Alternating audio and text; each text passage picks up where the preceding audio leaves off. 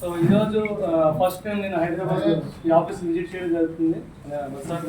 Team leader గారు చాలా cooperate చేసి ఇక్కడ వరకు రప్పించారు. Thank you so much. So ఈరోజు టాపిక్లో చాలా వాల్యుబుల్ పాయింట్స్ అయితే నాకు అనిపించాయి.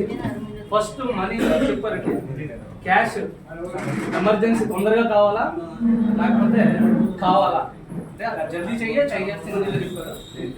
సో తొందరగా కావాలనుకున్నది డేంజర్ జోన్ అండి, కావాలనుకున్నది పేషెన్స్ వస్తుందనే విషయం అయితే క్లారిటీ ఇచ్చారు. ఆ క్యాష్ కూడా ఫుల్ ఫామ్ చెప్పారు. Confidence, aim, sincerity and hard work.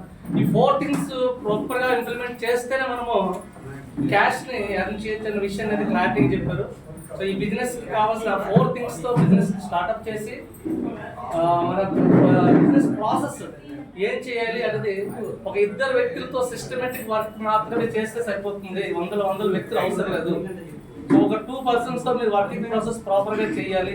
దాన్ని సిస్టమేటిక్గా వర్క్గా ఇంప్లిమెంట్ చేస్తేనే మనం నెక్స్ట్ లెవెల్కి వెళ్ళాలన్నారు.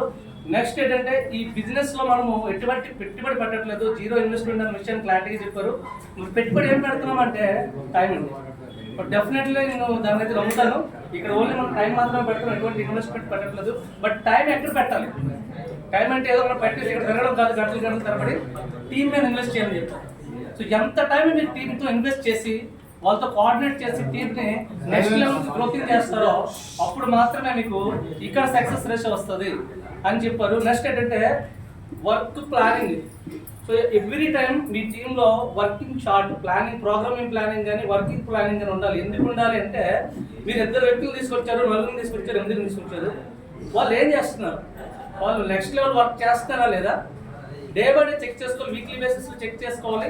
అక్కడ వాళ్ళకి సక్సెస్ రావట్లేదు అయితే ఎందుకు రావట్లేదు, ఇన్కమ్ రావట్లేదు అంటే ఎందుకు రావట్లేదు, వాళ్ళు ఏ ప్రాబ్లమ్స్ ఫేస్ చేస్తున్నారు, లీడర్ అనే వాళ్ళు ఫస్ట్ ఇది చెక్ చేసుకోవాలి. అండ్ కంటిన్యూస్లీ వర్క్ చేస్తే లీడర్షిప్ ఫామ్ చేయొచ్చు అనే విషయం చాలా క్లారిటీ చెప్పారు. సో ఇలాంటి చాలా విషయాలు చెప్పారు. అల్టిమేట్గా ఒకటే, సిస్టమేటిక్ వర్క్ చేస్తే మాత్రమే ఇక్కడ సక్సెస్ అవుతారు. సో ఎందుకంటే పాత లీడర్స్ అంతా డంపింగ్ ఆడైపోతున్నారు. మీరు ఫీల్డ్ ఆఫ్ చేస్తున్నారు, ఆర్గనైజ్ చేస్తున్నారు. నెక్స్ట్ లెవెల్కి వెళ్ళాలంటే వాళ్ళు వర్కింగ్ ప్రాసెస్లో ఉంటేనే మీరు టీమ్ జనరల్ మేనేజర్ అవుతారు.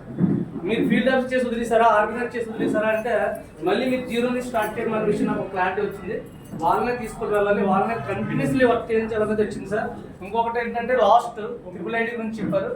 దానికి అల్టిమేట్గా ఏంటంటే ఇక్కడ కన్సిస్టెంట్గా ఎవరైతే సిస్టమ్ నమ్మి శ్రీకారాన్ని నమ్మి వర్క్ చేస్తున్నారో వాళ్ళని కోటీసులు చేయడానికి అయితే సార్ చాలా డెడికేటెడ్గా ఉన్నారు. ఆ విషయం అయితే బాగా క్లారిటీ వచ్చింది. ఎవరెవరికి ఇల్లు లేవు, నేను 1 yearలో మీ అందరికీ హౌసెస్ ఇప్పిస్తాను. సో ఈ 3IT ప్లానింగ్ అనేది ఎక్స్ట్రాడినరీ అండి. ఒక 40,000 వారానికి సిల్వర్ లెవెల్లో సీలింగ్ తీసుకుని మనం ఎక్కువ ఈరోజు ఫీల్ అవుతున్నాం. అలాంటిది 3 లెవెల్స్లో అంటే 1,20,000 3ITస్కి సీలింగ్ తీసుకోవద్దని చాలా ఈజీగా 3ITs అనేది ఇవ్వడం అనేది చాలా పెద్ద విషయం. Thank you so much sir, ఇంత మంచి ఆపర్చునిటీ ఇచ్చినందుకు. Thank you. నిజంగా డైరెక్టర్ లాగా మాట్లాడారు. మీరు అన్ని ఇళ్ళు గుర్తు చేశారు. అందరికీ సార్ అడిగారు ఎవరికి ఇళ్ళు లేవన్నారు, వాళ్ళందరూ కూడా ఇళ్ళు ఇప్పిస్తాను, మీరు సిస్టమేటిక్గా వర్క్ చేస్తే చాలు అని అన్నారు కదా. Okay, thank you. మరైతే మై డియర్ ఫ్రెండ్స్ అందరికీ ఒక రిక్వెస్ట్, మీ అందరిది టీ ఆల్రెడీ చెప్పారు, టీ తాగి అప్పుడు వెళ్ళండి. ఎందుకంటే తెచ్చిన టీకి ఎలా కూడా డబ్బులు తీసుకుంటారు, మీరు తాగా తీసుకుంటారు, తాగపోలేదు తాగేసి వెళ్ళిపోదాం మనం అందరం. ప్లీజ్ బీ వెయిట్ చేయండి.